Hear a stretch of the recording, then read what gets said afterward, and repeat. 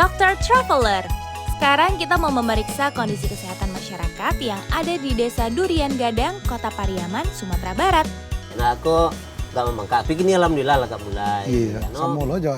Oh, udah lo matu kok yang ya nampak buka merah steak ini. merah ya. Tin, ada yang lagi ngumpul kita samperin ya. Halo, selamat pagi Bapak. Iya. Wah, Bapak perkenalkan Pak, saya Dokter Niko. Saya Dokter Twinda. Itu kenapa Pak lehernya Pak? Ini kalau bahasa sininya gondok. Udah berapa lama? Sekitar 4 tahun lebih lah. 4 tahun lebih udah terjadi kayak gitu. Iya. Kita boleh izin periksa nggak ya Pak? Nanti? Boleh silakan. Ya. Boleh. Nah yang dilakuin sama Dokter Niko itu adalah palpasi. Jadi dipegang nih dan Dokter Niko ngeraba. Kira-kira nih tiroidnya kayak gimana? Oke, Pak sekalian saya periksa semuanya ya. Iya. Terus perlu juga yang namanya diperiksa kelenjar getah beningnya. Karena kalau misalnya ada pembesaran tiroid, apalagi guys, ini udah lumayan besar ya Pak ya ukurannya ya. Dari 4 tahun itu biasanya kita juga harus periksa kelenjar getah bening sekitarnya. Ada benjolan di sekitar situ Bapak? Cuman satu Nggak itu ada ya Pak ya? Guys sebenarnya yang kayak gini nih penyakit gondok itu emang banyak banget penyebabnya. Cuman salah satu faktor resikonya itu adalah kekurangan yodium. Makanan yang tidak boleh dikonsumsi untuk masyarakat. Kalau dapat ini apa? Nah, Ini. jadi kalau makanan itu Pak, yang pertama kurangi ya Pak, bukan sama sekali tidak boleh ya. Kurangi yang seperti kedelai, terus juga kacang-kacangan gitu ya. Kemungkinan penyakit yang dialami Bapak adalah hipertiroid yang disebabkan kadar hormon tiroid terlalu tinggi di dalam tubuh. Namun tetap harus dilakukan pemeriksaan ke rumah sakit lebih lanjut ya untuk menegakkan diagnosanya. Ini dok, Kenapa Bapak? sekalian ini dok. Iya boleh, Ini boleh. mata mulai sakit nih dok. Mana coba dulu Pak. Iya. Nih guys bisa dilihat juga Teman-teman nih. coba bisa lihat tuh di sebelah mata kanan Bapaknya itu ada warna merah-merah. Pak, saya izin boleh buka Pak ya matanya ya. Iya. Maaf ya. Tuh. Jadi kayak selaput ya Dokter Betul, Niko ya. seperti ada berbentuk segitiga yang ujungnya itu semakin mengarah ke bagian hitam-hitam bola mata. Jadi memang selaput ini disebut istilah bahasa kedokterannya adalah pterygium. Nah, kita ada obat-obatan tetes matanya mungkin bisa Tapi kita kira-kira kasih ya. ini membahayakan nggak? Oke, membahayakan atau Obat mengancam nyawa sih enggak ya Pak. Tapi yang membuat pertama adalah tidak nyaman Pak. Yang kedua, jika nanti ternyata derajatnya tuh semakin parah, dia kan akan menutupi bola mata sehingga penglihatan Bapak tuh bisa terganggu. Jadi itu sih yang sebenarnya kita hindari. Tadi kalau misalnya kita lihat ternyata ada hordeolum ya Dokter Niko ya. Betul. Jadi hordeolum tuh yang biasa kita semua kenal dengan Bintitan. Nah, bukan Gitu. karena ngintip orang mandi ya Pak. Bukan ya, Pak, ya, Itu tenang. mitos. Jadi emang karena ada penyumbatan pada kelenjar meibom yang ada di mata Bapak.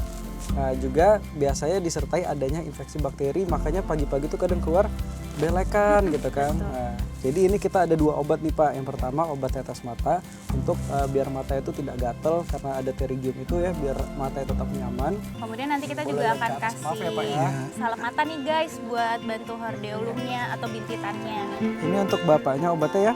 Ya dok, makasih banyak Sama-sama dok. Bapak. Sama-sama Bapak. Kalau kayak gitu saya sama Dokter Twinda izin pamitan dulu ya iya. Bapak ya. Iya Pak, kita terima masuk kasih aja Pak. jalan di blok. Mari udah. Guys, gua dan Dokter Twinda mau mencoba salah satu tradisi khas di Ranang Minang, yaitu silat lumpur atau sile lulua. Silat merupakan salah satu warisan jati diri dan kebudayaan nenek moyang masyarakat Minang yang masih dilestarikan hingga saat ini. Wah guys, ternyata Sulit juga ya, agak-agak disorientasi tadi. ini juga merupakan salah satu olahraga ya Pak ya. Olahraga yang pastinya bermanfaat untuk tubuh kita karena banyak sekali gerakan otot tulang yang dapat digerakkan dan itu bisa melatih supaya tetap menjadi sehat. Selain menjaga tradisi, silat di lumpur juga dapat menambah ketangkasan dan lincahan jurus yang dipelajari seorang murid.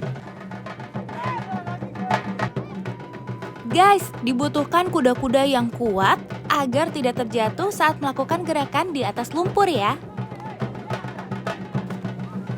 Oke guys, sekarang kita akan lihat Dokter Niko akan melawan para pesilat di belakang kita. Kita lihat siapa yang bakal menang. Apakah Dokter Niko?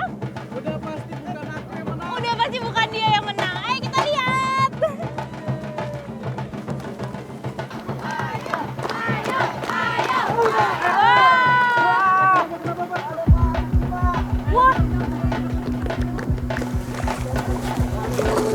Pak. Lagi pusing tinggi ya? Ya. Terlalu kuat kali Pak. Aduh, terlalu kuat. Ya udah.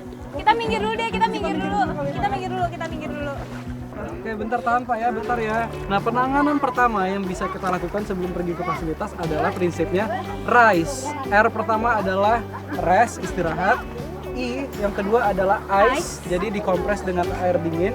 Dan juga C itu dikompresi juga ya, bisa dibalut dengan bebat tekan dan serta elevasi.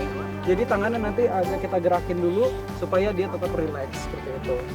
Oke, gimana Pak? Agak enakan? Lumayan Pak. Lumayan. Kami juga memberikan obat minum untuk meringankan rasa nyeri. Nanti kalau udah tidur jangan ditekan, jangan ada tekanan dulu, dilurusin dulu aja, di relaxin ya. Yaudah kalau kayak gitu mungkin istirahat dulu ya, jangan Yes. dilanjutin dulu. Rest dulu kita ya, Iya, guys. kita rest dulu. Yaudah, oke guys. Nah guys, ketika kita melakukan aktivitas apapun, kemungkinan akan ada yang mengalami cedera. Maka dari itu, kita harus tahu pertolongan pertama jika hal itu terjadi.